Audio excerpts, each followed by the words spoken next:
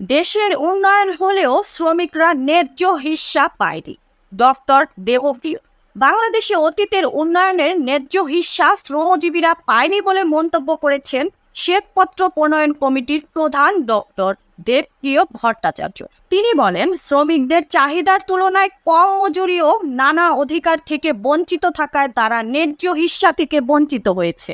সোমবার 30 সেপ্টেম্বর পরিকল্পনা কমিশনের শ্রমিক নেতাদের সঙ্গে বৈঠক শেষে সাংবাদিকদের সাথে আলাপকালে ডক্টর দেবপ্রিয় এসব কথা বলেন। তিনি জানান, গত 15 বছরে বাংলাদেশের উন্নয়নের সুফল শ্রমিকরা পায়নি। শ্রমিক নেতাদের মতে তাদের মজুরি যথাযথ নয়। এছাড়া শ্রমিকদের বাসস্থান, মাতৃত্বকালীন সুবিধা সহ অন্যান্য অধিকার সুরক্ষায় ব্যবস্থা যথেষ্ট নয়। ডক্টর দেবপ্রিয় বলেন, শ্রমিকদের কল্যাণে পর্যাপ্ত ব্যবস্থা না থাকায় শ্রমিক নেতারা অভিযোগ করেছেন। তিনি আরো বলেন, ভবিষ্যৎ তহবিল ও সামাজিক সুরক্ষার অন্যান্য উপকরণ যথাযথ নয়। আইনে শ্রমিকদের ট্রেড ইউনিয়ন গঠনের অধিকার থাকলেও তারা নির্বিঘ্নে তা গঠন করতে পারছেন না।